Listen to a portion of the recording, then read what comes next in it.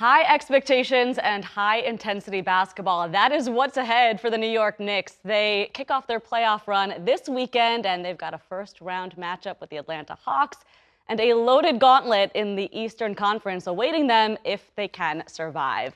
Last year, the team came up short, losing in the Eastern Conference Finals in 6 games to the Indiana Pacers.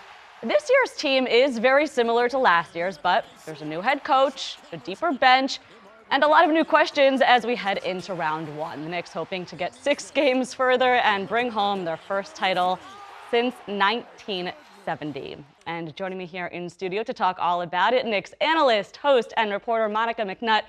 I could fangirl over you all day long. You're so awesome at what you do, but thank you for being here. Thanks for having me, Steph. I'm really excited. It is finally that time of year where we're talking playoffs. Best time of the year. First, though, can we wrap the regular season? I want to get your thoughts on this because up and down regular season, finished strong, 53 wins. How do you, analyze the regular season and what Mike Brown was able to do in year 1? Well, I think you mentioned it, a lot of familiar faces. While there's a new head coach in Mike Brown, the team, its core remained the same. Now, did we see some different executions this year in terms of using the bench a little deeper, different schematics? Yes, but ultimately, Steph, and I think this is what is very clear at this point of the year, Jalen Brunson and Karl-Anthony Towns are your all-stars. If they are playing good basketball, then typically the rest of the team is in a position to follow. OG Anunoby has been terrific. He's a wonderful two-way player that is well documented. You've got Deuce McBride, who's now healthy. And over the last 11 games or so, Mikal Bridges is actually shooting the ball better. So I think this team is rounding into form at just the right time.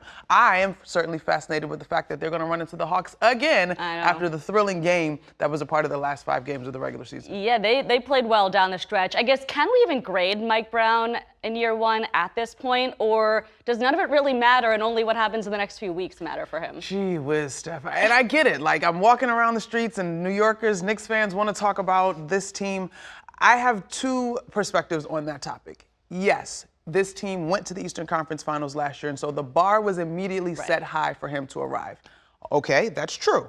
Is that one way we could grade success? Yes, but beyond that, are there things that were concerns last year that have been addressed in terms of minutes played, not being able to use the bench, being a little bit more creative on the offense? That has also come to fruition. And so, yes, ultimately, there's only really going to be one team in the NBA that is happy, the team that hosts the Larry O'Brien Trophy. But I do think there are some things, some systematic changes that were beneficial to this group in the long run. Well, so let's talk about it, right? When these 2 teams met in the postseason 5 years ago, Trae Young became public enemy number 1 in New York, right? But totally different teams now. I guess, what are you thinking? What are you looking for in this matchup? I think literally, Steph, there are only 2 players on these rosters that were a part of that matchup 5 years ago. Mitchell Robinson and Onyeka Okongwu for the Atlanta Hawks.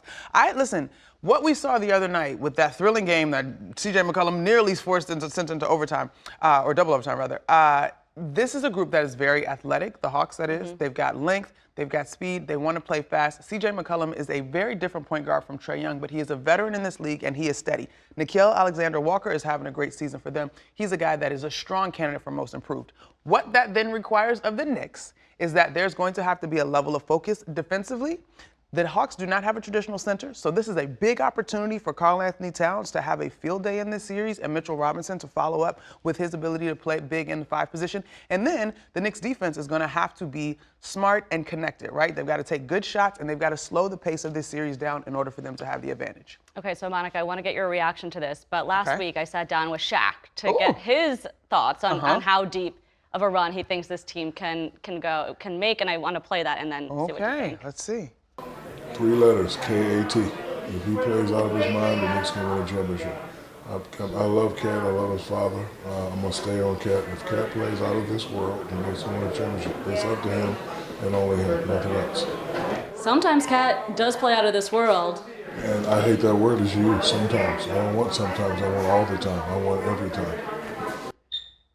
Oh, man. Is Cat the X factor in this series? Do you agree? I do. I think he's been the X factor for this team. I think there's a reason that you acquire a guy like him. When I reflect on last year's stuff, he came in, and part of it, I think for him, he's like, I got fired. That's how he felt about the trade from Minnesota. And he was always saying the right things, like setting up Jalen Brunson, and he had another all-star performance last year. In this series in particular, it is very clear in my mind that there is not a good matchup for him on the other side of the floor, and it's going to be on him to be aggressive and to be smart and to stay out of foul trouble. You know, last year, especially in the postseason, Thibodeau, former coach, got criticized a lot for not using enough of the bench, right? Too many minutes on the floor for the starters. And Mike Brown, literally from game one this season, we saw him mixing and matching those combos on the floor. Do you think that's going to help them in the postseason to have just more versatility on the floor? Yes, I do. I think more versatility, more depth, more trust, and an opportunity for guys to rest. Now, here's the thing. Once we get to April 18th, when this thing kicks off on Saturday, right, the postseason rotation does shorten. And right now we've seen Mike Brown go to about an 8-man rotation, which includes Deuce McBride, Landry Shamet, and Jordan Clarkson, right? Now, you've still got guys like Mo Diawara, who gave you great spot minutes over the course of the season, Jose Alvarado, who's been an energetic New York's favorite son Brooklyn acquisition. kid, There you woo-woo. go, right? So I think 8 makes sense because of the nature of a postseason, but what I do give Mike credit for is he's so willing to think outside of the box. Who can help in this moment? And when a guy steps on the floor and proves that they are additive and they got a little rhythm, this is the nature of basketball. You can scout to death, but sometimes the game will show you who needs to be on the floor. And so I think Mike Brown's open-mindedness about that is going to be a strength in the postseason. It does kind of feel like we don't really know what we're going to get with this Hawks team. Like, they're young, but will they be young and feisty like the Pistons last year, or will the Knicks just outmatch and outsize them, right? It does feel like a little bit of a TBD. I think based on the regular season this year, the last game being the most thrilling, you could see where they have the potential to muck things up, but you also could see where the Knicks have an advantage. I think Quinn Snyder is an outstanding coach. And so we'll see. The things that I will be watching closely is how this team starts games, because unfortunately the Knicks had a little bit of a tendency to start slow this season, and what happens in third quarters in terms of the adjustments that are going to be made.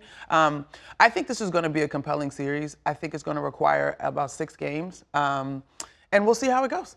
Excited. I do want to talk a little WNBA with you while you are here. The draft was this past Monday, and let's just talk about it. Like, the rookies entering this league right now, it is such a different league than the rookies who entered the league last year. Like, what a moment for the W. Oh, man, Steph. Like, I was at the draft, and first of all, the girls looked fantastic, Fabulous. baby. Okay? This It's is a fashion show. The draft might as well be their Met Gala, okay? The girls were dressed down. AZ Fudd gave you 2 dress changes, or a dress change, had 2 different dresses as the #1 pick. Flau'jae Johnson came in looking, oh my gosh, so Hollywood glam. Anyway, not to get focused on the fashion of it all. Hard to not. It is an incredible time to be a part of women's sports, both as members of the media and, of course, as these women in the game. The CBA, Asia Wilson announcing a 3-year, $5 million deal. Like, this is the sort of thing we have dreamt of for the WNBA, and for it to arrive and these young women to have the opportunity to step in a league and never have to know different, even when you think to their experience with NIL, because I didn't play under NIL, right?